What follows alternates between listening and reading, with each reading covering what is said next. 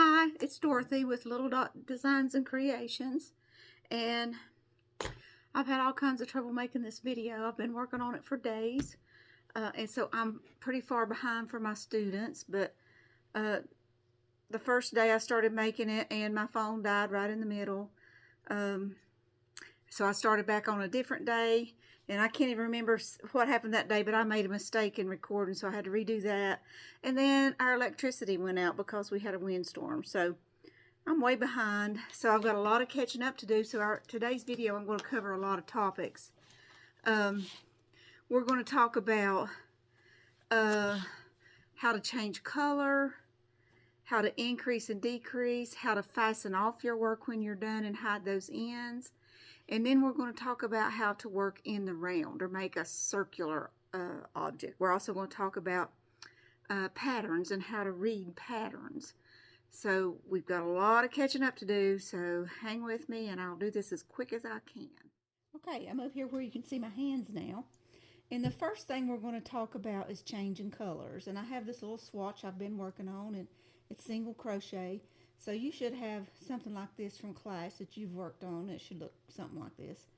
So this is all single crochet, and I'm down to like my last 3 stitches of the round, or from the row. And when I get to the end of that row, I want to come back the other direction with white.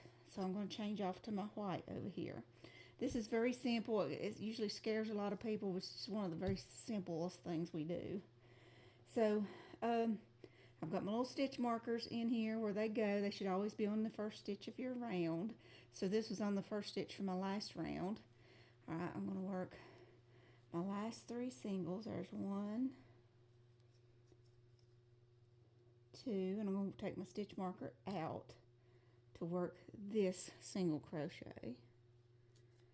Now, I'm halfway through that single crochet. I went in, I pulled my yarn through, and now to finish that, I would pull this yarn through, but we stop right here, and we don't finish the stitch.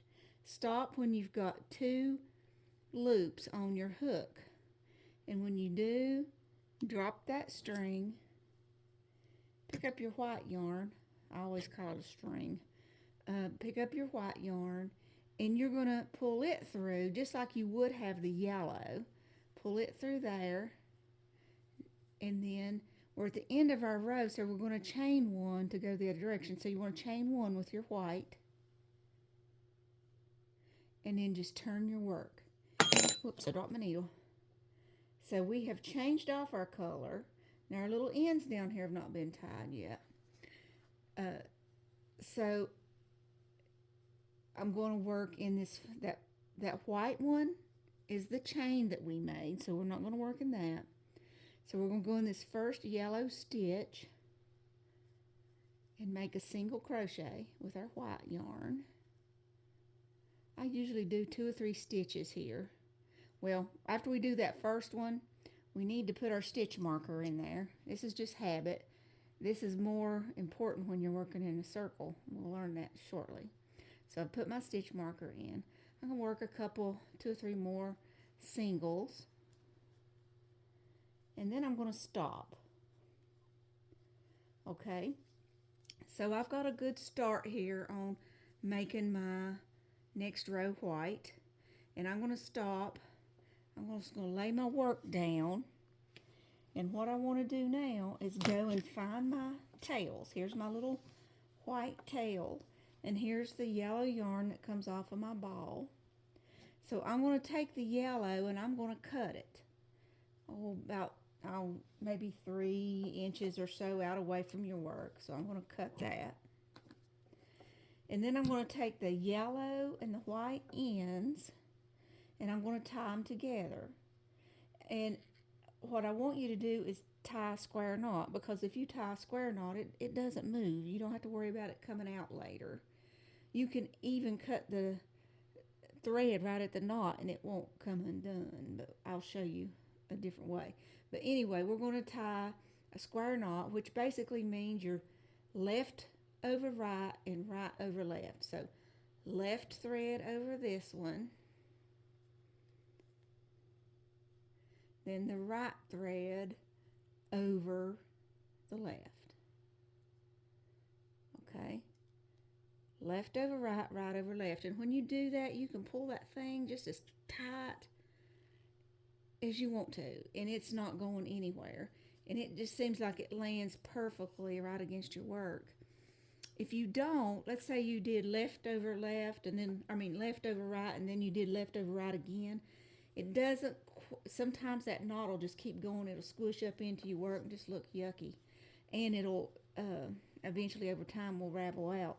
But if I wanted to, I could take my scissors and clip this off right next to that knot, and it would be fine. Especially if I was putting a border around this and that was going to be covered up by something else, that's what I would do. But for the purpose of what we're going to do, I'm going to leave that hanging there until we finish. So I'm going to use this white now, and we're going to talk about increasing and decreasing and what that means. So to increase means I'm going to add a stitch. I just dropped my stitch marker. I've got one of these that doesn't lock on there, so I think I'll change it out with one of these, the big one, but I'm going to put it on there anyway. Okay. Anyway, back on track. Increase means I'm going to take one stitch and make two out of it. So to do that, I just work 2 stitches in that one stitch. So if my instructions say to increase, I'm going to do 2 single crochets in the same stitch, like that. So now where I had 1 stitch, I've got 2. Let's do that again. And usually it'll say single crochet and then increase, single crochet and then increase. So it would be like every other stitch was an increase. So let's say our pattern said single crochet, we would do 1 here. Then it says increase, that means we do 2 single crochets in this hole, in this stitch. Okay, one more time, just a plain single crochet. Then if it says increase, I'm going to do 2 stitches in the same stitch. Now, so let's say that I my yellow row, let's say that I had 10 stitches on there, and I increased every stitch. Then that means I've got 20 stitches when I get done, because I turned every one of them into 2. But if I just did every other one, I would just be increasing by 5, so I'd have 15 stitches when I got done. So that's how you do an increase. Very simple. Now I'm just going to rip this out so it'll make it a little easier, I think. And you can see it a little easier too, to work a decrease. Now we're going to pretend it's asking us to decrease some stitches, which simply means we're taking stitches away. So we're taking 2 stitches and turning it into 1. And there's several ways to do this. There's 3 in particular, and I will show you each one, but I do have a preference. And I'm going to show you my favorite way first, which is called an invisible decrease. And to do this, I'm going to take my next 2 stitches, my next 2 single crochets, and if you look at the V's, like from the top, I'm just going to work in the front loop of that V, the loop that's closest to me. So I'm going to take my hook, and I'm going to go into just the front loop of that stitch. And then I'm not doing anything with my yarn. It's just going to hang there for a minute.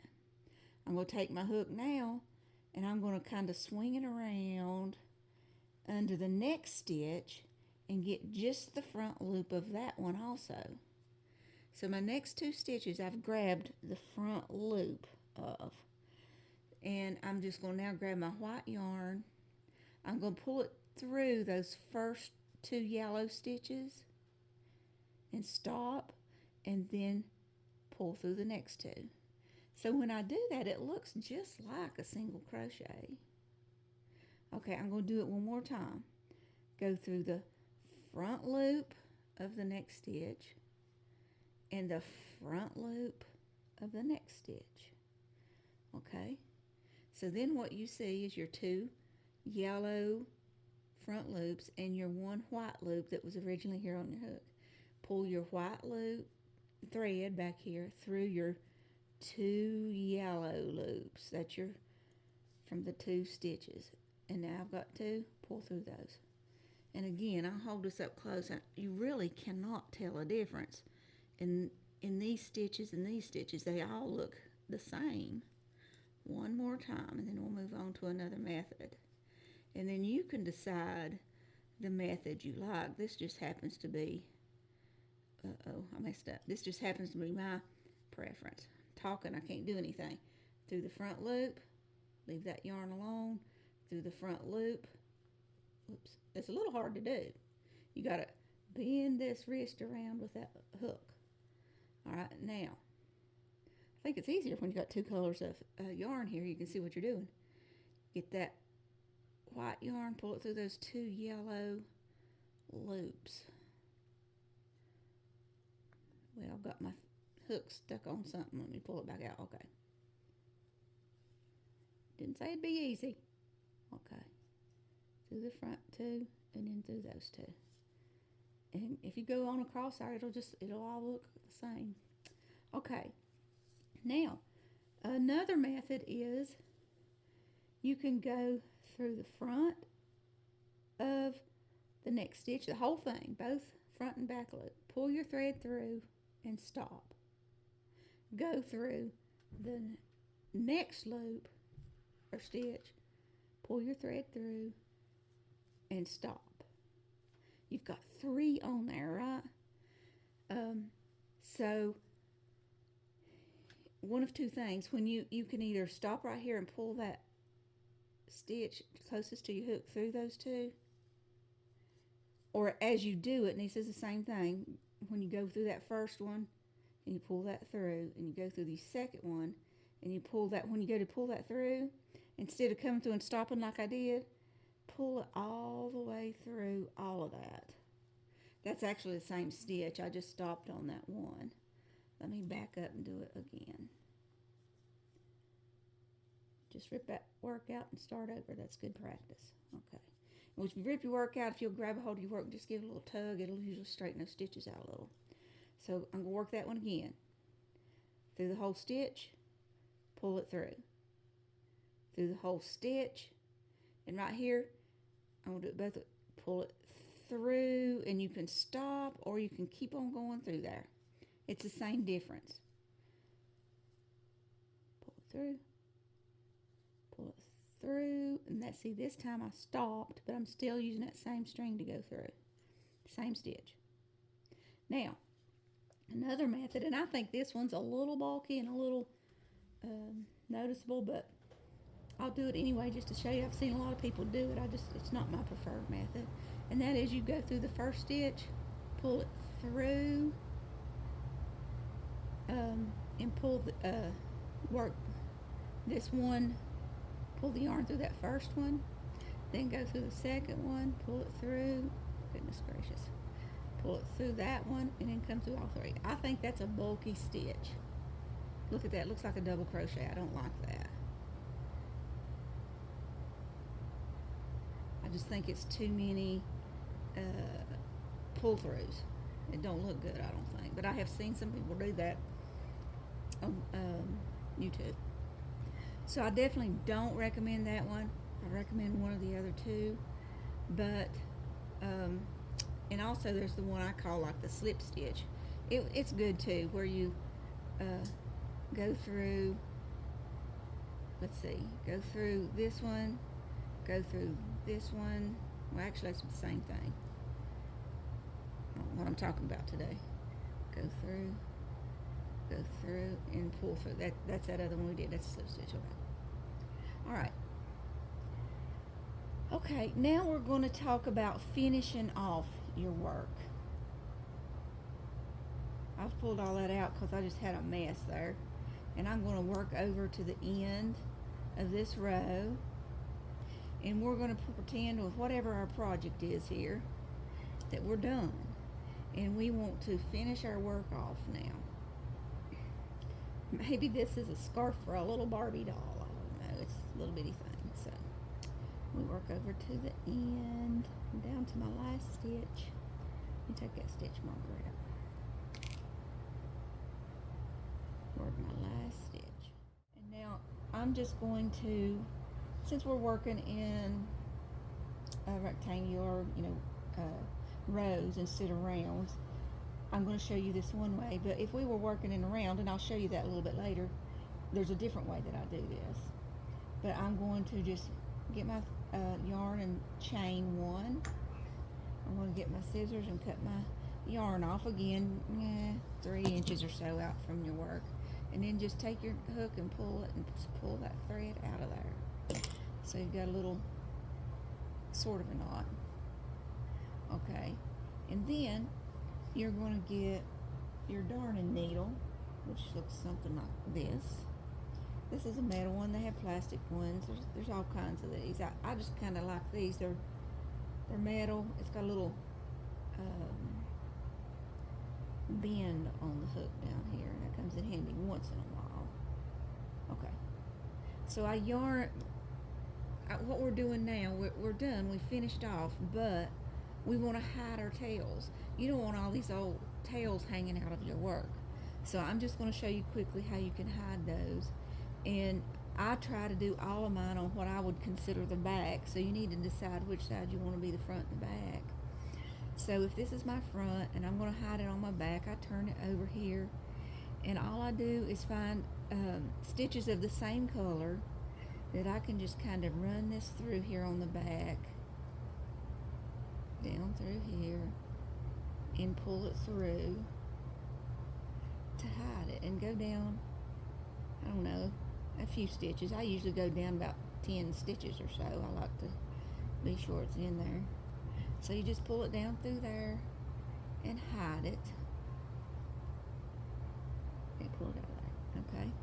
And when you do, give it a little tug so you know it's not going anywhere, and then just take your scissors and cut it off right there at your work. And that one's done. Okay? Now you'd go get each one of these and do that. This one you're going to hide in the white. These you're going to hide in the yellow. But try to hide them all on the same side so that you have a front and a back to your work.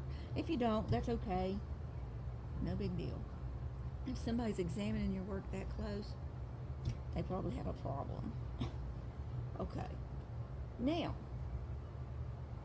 we're going to talk about reading patterns and working in the round. So I have brought, let's see, I brought a pattern down here. This just happens to be, this is one that I've done. It's on a a hippo. It's called Hippo, the Baby Hippo, and it's by Marisa Toys. And this is a pattern that I bought off of Etsy, and I have made it. It's really, really cute. So I just happened to pick this one up because it was handy. And all patterns are pretty much the same. Some of them go into grand detail. This one's pretty detailed, actually, but some of them just have like a short list. And either way, they're fine. But one of the main things is somewhere at the beginning of your pattern, and two patterns, we talked about UK terms and English terms. You know, be sure you get a pattern that's in the right terms that you work with. All of mine are in English. Okay, so somewhere near the front of the pattern right here is on, I don't know if you can even see this on the camera, but there's a section called abbreviations. This will be on every pattern, and it's going to tell you the abbreviations that they use over in their pattern. So if you don't know what it means, you can refer back to this. So ST means stitch, CH means chain, SLST means slip stitch, SC means single crochet, DC means double crochet, INC means increase, which we just learned, and DEC means decrease, which we just learned. And then it goes on to say that anything that's inside parentheses is a repeat, and we're going to talk about that as we come to it. Okay, so get familiar with your pattern, and I'm going to use this one because it's worked in the round, or worked in a circle to start with. So to start any project in a circle, you have to decide how you want to do that. Do you want to work the magic ring or magic circle method, or do you want to do the chain method? So I use the magic ring, and I'm going to show you how to do that. But if you can't figure that out. It's a little difficult, frustrating, but once you learn it, it's fine.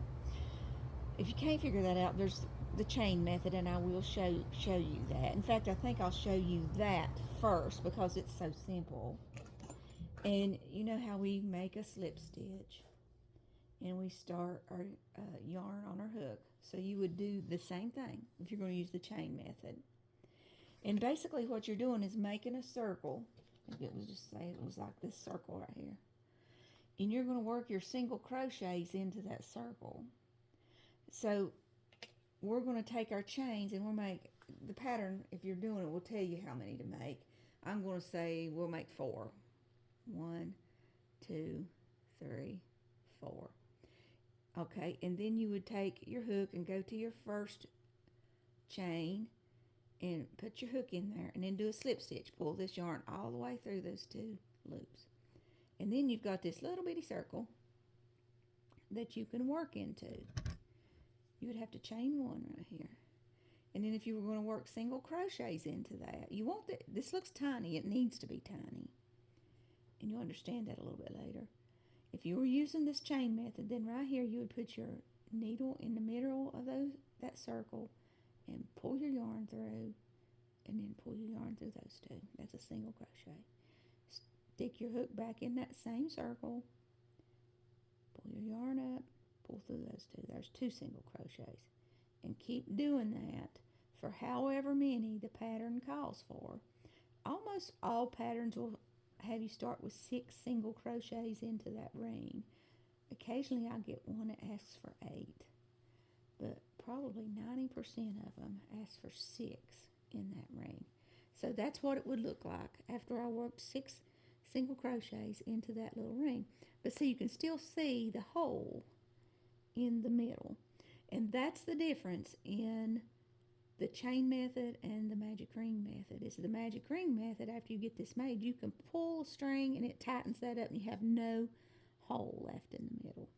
So now I'm going to show you how to do that. And like I say, it's very frustrating in the beginning, but once you get it, you'll be fine. Okay, again, it's all it is. It's a modified slip stitch. So we do our first part of our slip stitch. Okay, put our hook in there just like normal. Pull it out just like normal. Now, this is where ordinarily we would do a chain, right? But now, since we want to be a circle, we stop right here. I'm going to pull my fingers out if I can. And I'm going to reach down here and get my yarn that's coming off the ball. And I'm going to make a chain. 1 chain. Okay? And right there's my magic circle. I didn't have to do any chains to do it. So let's look kind of at the anatomy of this circle. Here's my yarn coming off of my ball. And I have a circle. Here's my chain on the hook. And here's a circle. And this tail is through that circle. Now you can leave that tail in there, or you can pull it out. Either one. It's the same. But as I'm working my single crochets into this little ring, I want to be catching this tail along with the circle. So I'm going to get my fingers in place over here, and I'm going to hold on to both of those so that when I'm working my single crochet, let me just see if I can get up here where you can see me. In there, I'm going to pull my yarn through. It's going around both of those. Okay, let me work it again. See, there they both are. I'm going around both of those. There's 2 single crochets. I'm going to do 6. There's 3. I hope you can see this. It's hard for me to do it if I'm looking at the camera, so I'm just hoping you can see it. Here goes number 4. 5. And 6. Okay. Now, you can see that's just a loose, floppy mess. But that's okay, because now you can get this tail, this little skinny tail down here, and pull it, and it'll tighten that up. Now, I don't want to tighten it all the way up. It's easier to, if you tighten it way up, and it's just hard to get in there and work. I can do this at any time. So I tighten it up almost all the way, about like that. I'll leave a little room. okay? And so then I'm ready to start round 2. Now I'm going to show you a little trick right here, and this is just something. This is not in any instructions you'll probably read anywhere, but it's something I've learned over time. Is if you look at your first little single crochet, it has this little stringy thing on it right here, and maybe it's just me, but usually if I don't do something with that now, it shows up later in my work right in the center of my circle. So how I fix that is with my tail. And what I do is I put my hook down through the top of that. Sometimes I get a smaller hook because that's a little bitty loop. So I put my hook through that and I pull that tail up through it. I'll show you in a minute how that fixes it.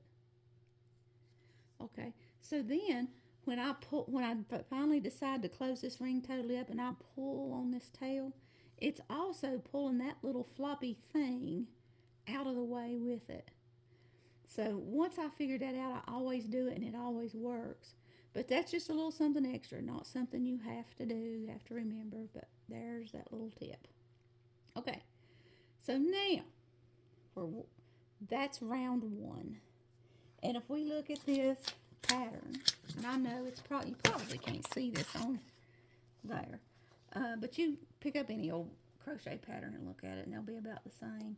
And it says round 1, 6 single crochets into a magic ring. We just did that.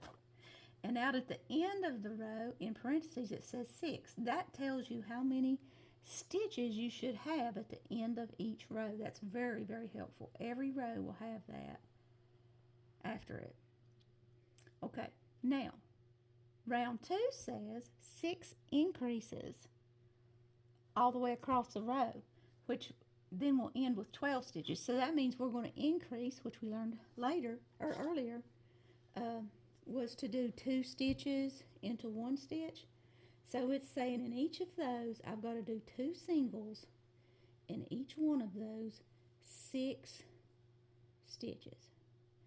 Now, after I work my first one, guess what I'm going to do? Put my stitch marker in there. Now, these stitch markers are going to be more important than ever when you're working in a circle, because if you lose your place, you can't find it. Okay, so there's 1, and here goes 2 into that same stitch. Okay, I go over to stitch number 2. I'm going to do 2 in it. Okay, I go over to stitch number 3, and I do 2 in it. Okay, give me some yarn there. Stitch number 4, I'll make 2 in it. Stitch number 5, I will make 2 in there.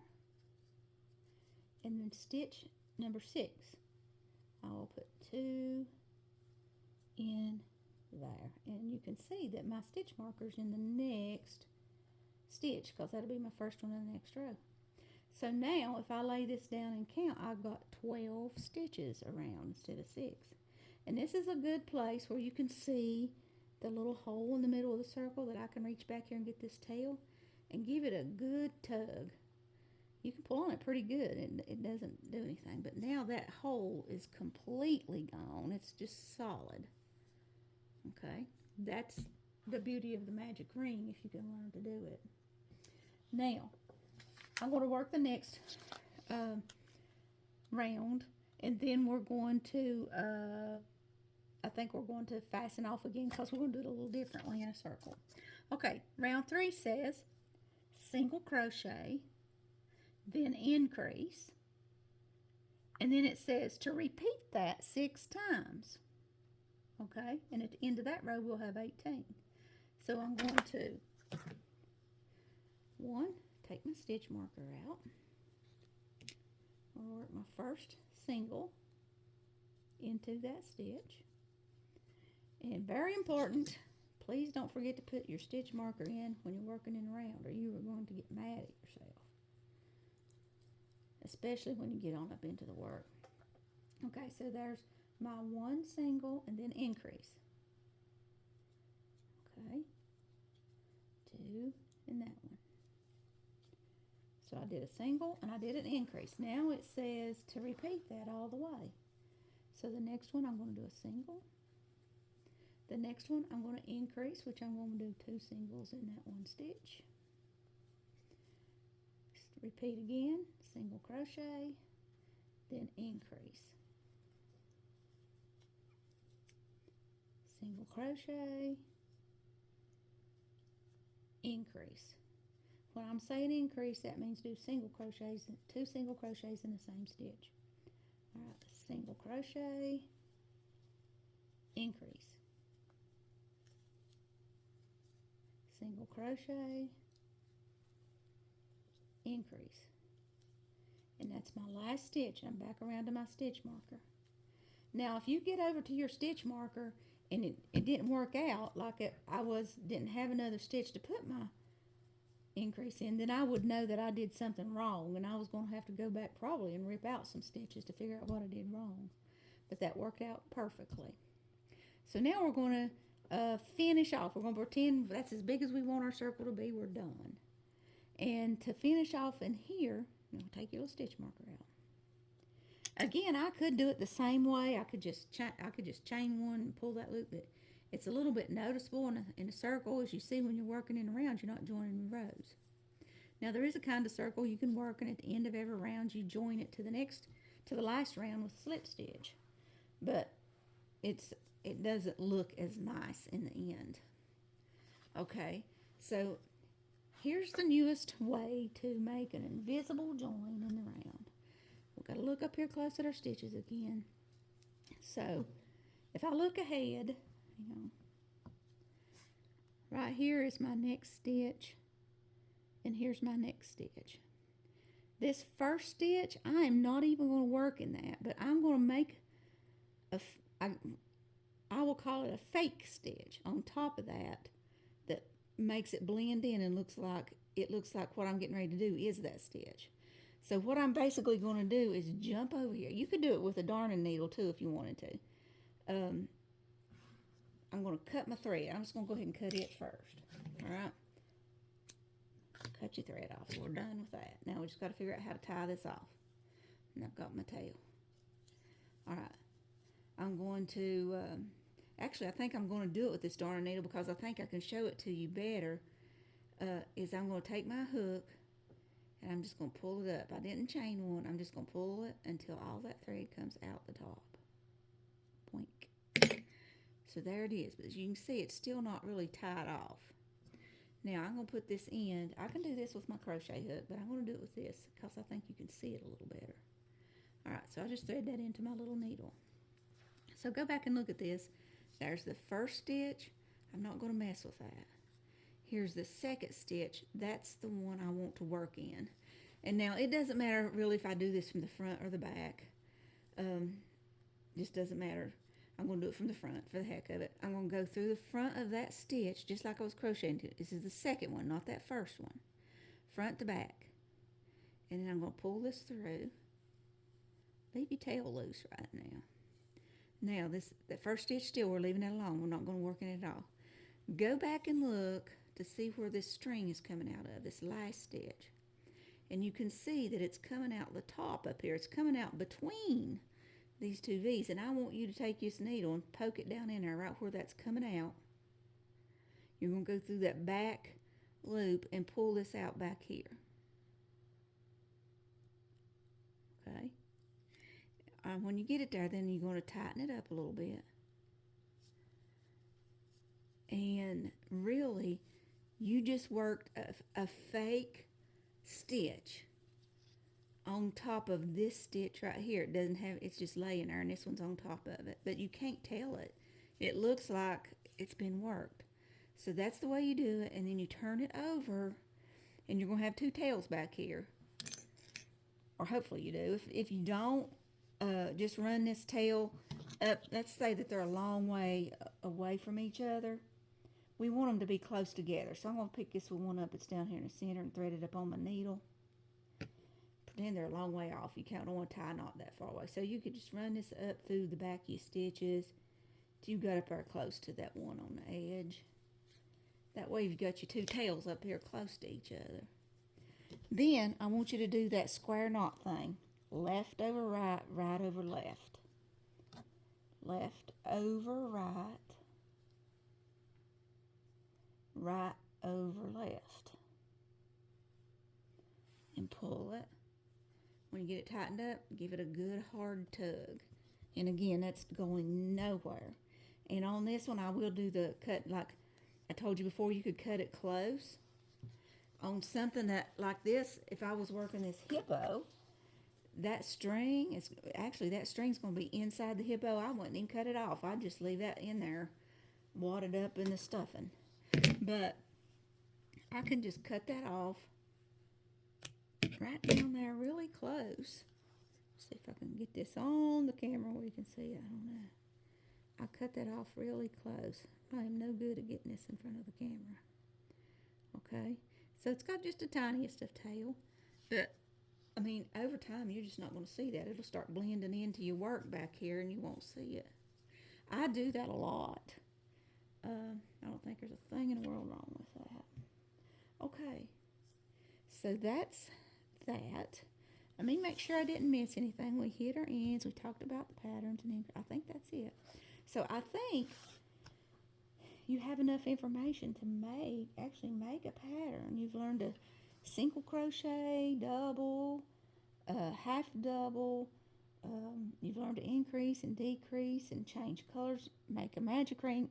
You've learned all the basic stuff in just 2 or 3 weeks. So now it's time to practice, practice, practice. Even if you have to go back and watch the first video and practice the very first thing you learned over and over again. Then go to the second thing and over again. That's what makes for good crochet is just practice. Just like playing a piano or anything else you do in life. It's all about the practice. So you get out of it what you put into it. If you practice 10 minutes a day, people's going to know that when they look at your work. If you practice every day, I would say crochet for, if you had an hour, maybe you're sitting on the couch at night, an hour a day would be wonderful. I would rather you do like an hour every other day or something rather than a few minutes every day, because an hour, you really just barely get started, to be honest. When you get started, the hour's up in no time and you don't feel like you've done anything.